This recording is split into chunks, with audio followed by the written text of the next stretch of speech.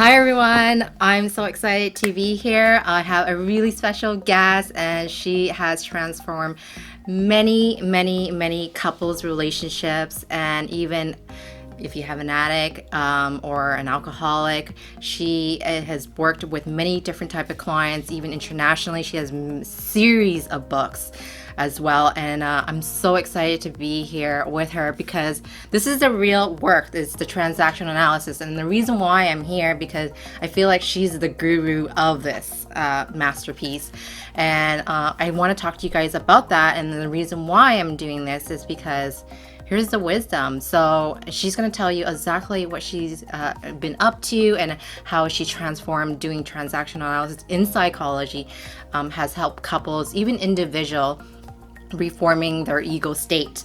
And as you guys already know, I'm on that process, getting that, being certified. So like I said, this is such a great moment for me to be traveling here and actually connecting with her. I'm happy to have you. Hi, Dr. Pat Allen. Hi. So I wanted to hear a little bit about your journey of getting your transactional analysis. If you can talk about what your journey was like. What it was like is I was studying to be a cognitive behavioral therapist in California, and someone mentioned the TA under Bob Duff. Yeah. He had the Santa Ana Psychological Organization, and I went over there and I went in to supervise training. And so I eventually became a certified transactional analyst, and I am so today.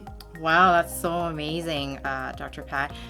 You have written lots of books under... Well, for a human being. Yeah, I want you to tell the audience a little bit more about your work and how you transform in writing and how you had help couples through speaking and how to communicate effectively, and what was your, the highlight case studies of, transformation. Well, one of the things I did was I got in touch with the philosophy in India, and I really loved an Upanishad. That's a mantra training, and it's up on my wall, but beware of your thoughts, for they become words.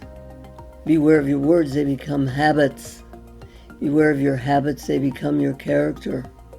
Beware of your character, it becomes your destiny. Making money, being well in your body, and in all the relationships, especially the loving ones, especially the sexual loving ones. And so that Upanishad became my mantra and the goal of my life. The last book that Eric Berne wrote was, What Do You Say After You Say Hello? Yeah. What you say is androgynous semantic realignment, which is my doctoral work. Okay. Do you see? Yeah, I do. So I am taking the course of Chinese quantum physics, I Ching, and I'm breaking it down into you and I have yin bodies, but yang souls. Men have yang bodies, but yin souls. There's never going to be a woman as sensitive as a man inside, the anima. And there's never going to be a man as strong as a woman inside. She has the animus. Do you see? Yes. And so I created my doctoral work based on the premise that everyone is two-faced. Right. I do agree with you that. And then up came the awareness that the brain...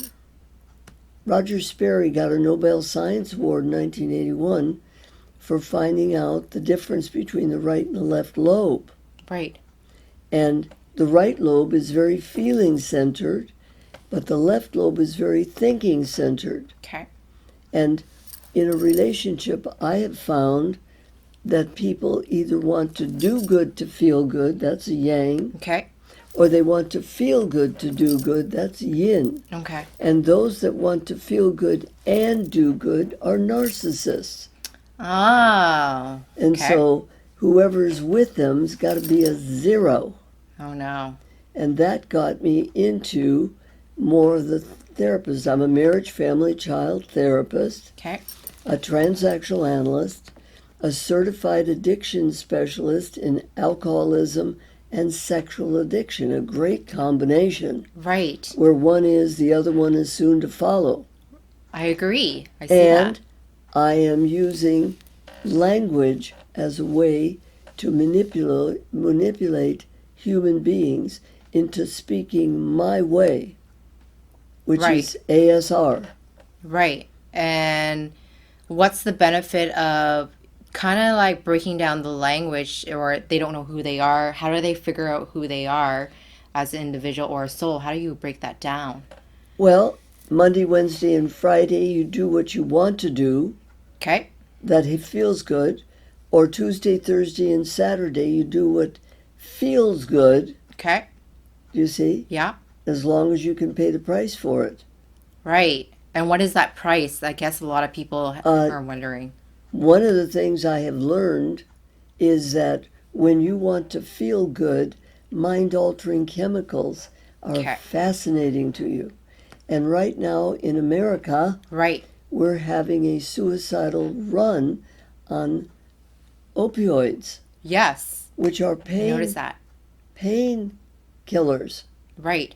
But the problem is they're coming up with a new diagnosis, NSSI, Okay. non-suicidal self-injury. Wow. Okay. And that means that a person Right. is taking painkillers to be happy and well, and it's killing them. Oh no, that's really That's sad. what we're doing. I But see we're that. not doing suicide consciously. No. We're doing it as a side issue. I call it a pain addict. Okay. There's a woman in Denmark, Maria Marcos, who wrote a wonderful book, therapist, Yeah. about a taste for pain. Oh. Okay. If you have ever experienced too much pain under the age of 3, you believe that pain and love go together.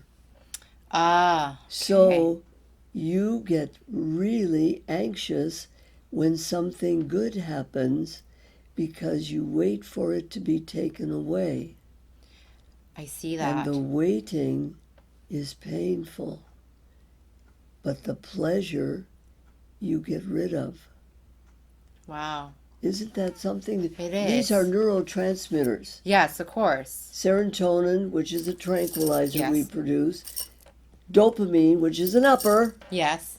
and norepinephrine, which is a downer. Right. What's the purpose of norepinephrine? If you've ever seen a herd of buffalo racing for the cliffs, Okay. hopefully, God willing, nature will put some norepinephrine in their bodies and shut them down, and they fall over and go to sleep Okay. and stay alive. Yeah. Okay. Isn't that? Interesting. In England, it's called noradrenaline. Yes. But I like to call it, before I got too much into NSSI, I was calling this norepinephrine addiction. Okay. Do you see? Yeah, I do see that. So now they're expanding the diagnostic field of DSM-6 Right. so that this will be in there. People that are killing themselves non-suicidally, Right. and especially to not have pain. Right. They're not Wow. having pain, they're dying. Oh, I see that. And that's hard. Isn't that? Fascinating? Yes, Yes. of course it is. And there's so many people are hurting out there in relationship, and they're sabotaging is the right word, right? Naturally sabotaging. Yes. Because when things are amazing or comfortable, They're uptight. yes. And that's why emotive therapy is so regarded. Right. But feelings aren't negotiable other than drugs, meds, murder, and suicide. Right. Okay. So Yeah. when I work with people, I have to help them deal with the pain of pleasure. So you kind of rewire their brain. I totally rewire the broca. Do you know what the broca is? No, please tell the audience. It's in the left side of the brain. Okay. It's an organ, and it's called the area of language. It's named after its creator in the 1800s in France. Right. He was a surgeon. Right. And he had two people that blew rods through their skull. Right. It didn't kill them, but they couldn't speak. And every doctor in America, I don't know about Canada, Okay. has to know what the broca is because it impacts language. And you know strokes, Yeah. heart attack. Yes. Do you see? I do. So that's the science behind. Okay. I rewire the broca. Okay. Yeah. You know where that. I got that? Where? I read, what's his name? So it fell out of my head. Okay. That's okay. Okay. And it's about feelings. Okay. So with that in mind, isn't that funny? It'll pop in my head and then I'll blurt it out. That's fine. Go But for it. for right now, I read it and it said in there, Right. it said that human beings ruminate, think, feel, for approximately 8 weeks to make a major decision, unless they take mind-altering chemicals, which short-circuits the whole game. Which is including alcohol as well. And meds, And meds. and whatever. Yeah. And some of the biggest dopamine productions are sex Sure. and money. Interesting. Got it? Yes. Harvard did a study in the 90s. What do men want in a relationship? And what do they say? They want sensuous and sexual stability. A home, a safe home, children, a family where they can get off their competitive, conquering, and controlling male. Right. 1/3 of men want status and financial security. Okay. I'm married to her and her dad owns blah blah.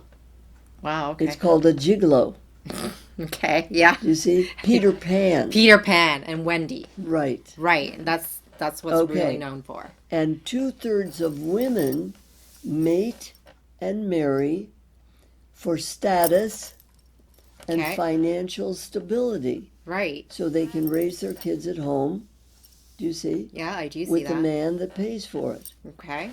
Few people know that there used to be 4 states in the United States, Louisiana, Arizona, Minnesota, and Michigan, Right. that had a covenant marriage.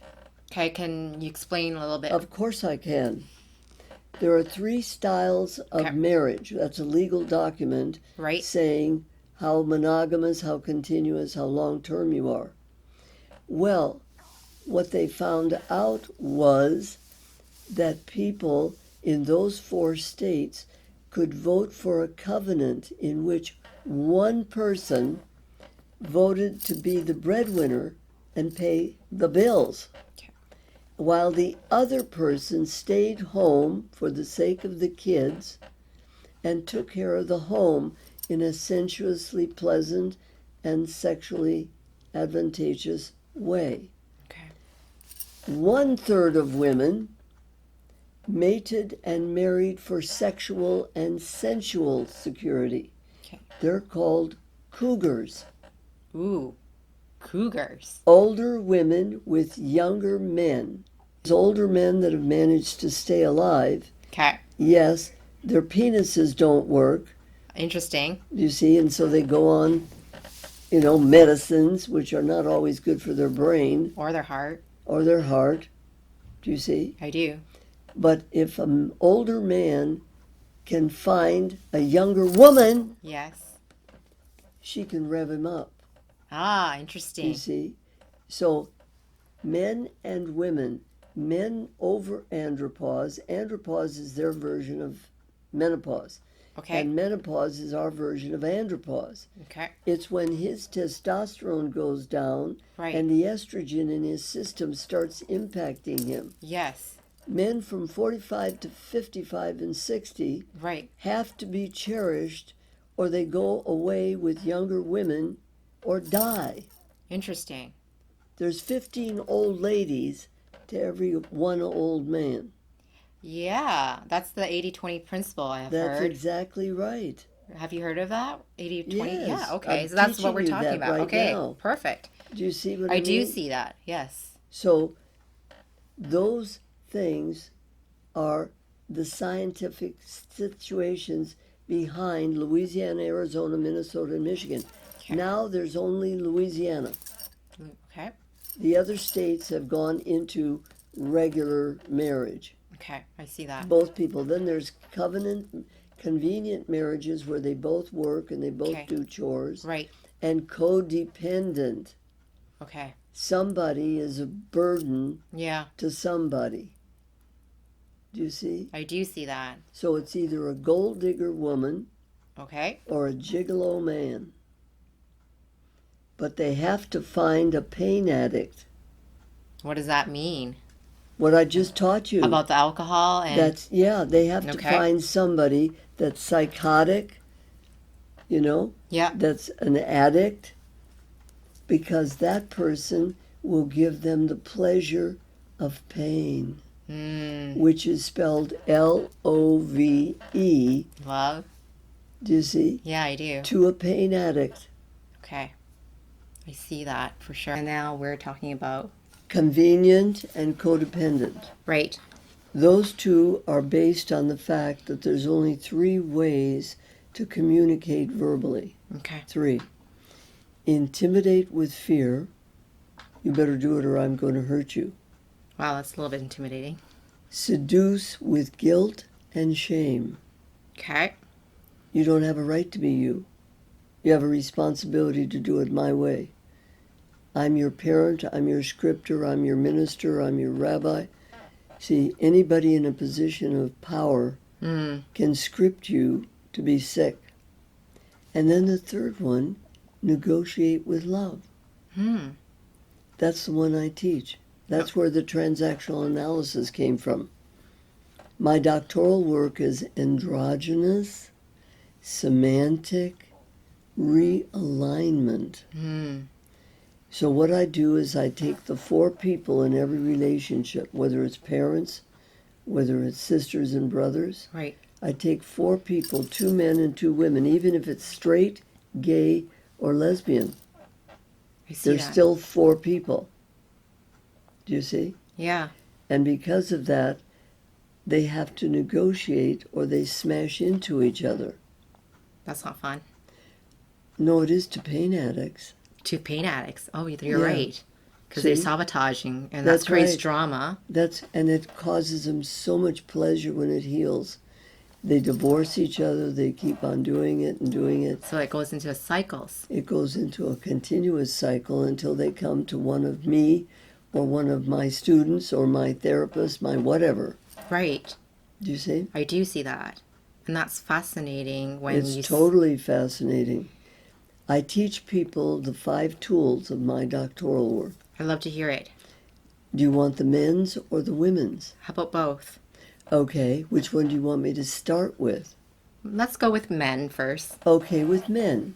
Now, generally speaking, testosterone and the way their brain is built, especially if they're right-handed. Okay. If they're left-handed, their brain is built like a woman's.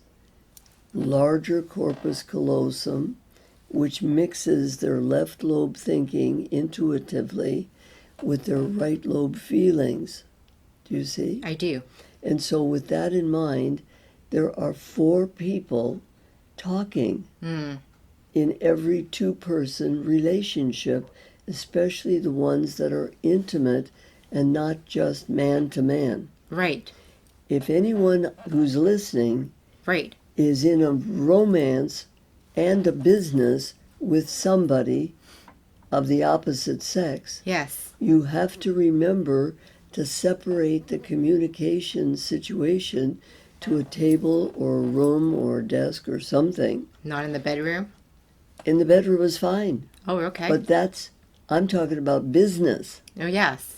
You cannot mix business communication with intimate communication. Okay. So when you go to dinner, have dinner, then do a business. Interesting. Okay. Do you see? Yeah. So don't do it before going to, during bedtime. No, because once you do that, you're in your left lobe, and genitals are connected to the right lobe, where the feelings are. Right. So people who do that are sabotaging. Oh, I get it. Okay. And that's, I think in cliche terms, it's called don't start a fight before you go to bed. You're right. But I there are a can hear lot of that. people have to start a fight before they go to bed because they don't want the intimacy. Really? I also heard the other way around. That Which is? makeup sex. Oh yeah, no, that's great. That's a dopamine addict. That's not a pain addict. Okay, pain. Okay. A pain addict has to ruin a sexual experience. Ruin it. Okay. Do you see? I do That's see already that. rolling Yes. by doing business. Interesting. Okay, I see that now. Okay? Yes. With that in mind, there are 4 people in every communication, and the masculine tools are I'm going to be a male and you're going to be female. Okay. I'm going to speak to your female. I am never going to ask you what you think, what you want, your opinions, your suggestions. I am always going to tell you what I think, what I want, my opinion, and ask you how you feel about it. And I'm going to listen to you, because if you say, I feel that you're a control freak, you have just taken I feel and ended it with a judgmental male statement. I feel angry that you're a control freak is a positive statement, even though it's painful. Right. Okay, so if I'm a man, I lead. That's what testosterone promotes. And if I'm a right-handed man, I can separate my thinking from my feelings. I see that. Do you see? I do. Second tool. Before I, the male, can can bitch, moan, teach, preach, or question you, I have to make an appointment. Because I have to get you into that left lobe where you'll give me some leadership. So I will say, honey, I have something to say to you that may be painful. When would you be most comfortable hearing what it is? Hopefully today. Do you see what I'm doing? Right. I'm flagging you that something painful is coming down. Okay. That's aimed towards your right lobe. Mm-hmm. And I want you to set the scene of where you want to receive this painful information. Right. Okay. I You see see? that. Because if I simply, you're going to go into terror Yeah. and ruin me, us, period. Do you see? Yeah. And so that's the second tool, which is make an appointment, if you're a man, to bitch, moan, teach, preach, or question. Okay. Third tool, if you're a man, raise your right hand. I promise, I promise, on my honor, on my honor, to respect the men I love, to respect the men I love, even when I know periodically periodically I'm smarter I'm smarter and could do it better. and I can do it better. Furthermore, I promise to keep my yang mouth shut I will keep my yang mouth shut unless I have to call the police, unless I have to call the police, a doctor, or a lawyer first. So help me God. So help me God. That's the third tool. When he's irritating, You've got to make him right. You have a right to say that. You have a right to think that. You have a right to feel that. You have to not do what you said you were going to do. But I'm uncomfortable, very uncomfortable. I don't want to be uncomfortable. What do you think about hearing what would help me feel more comfortable? What do you think about that? Are you willing to listen? I do.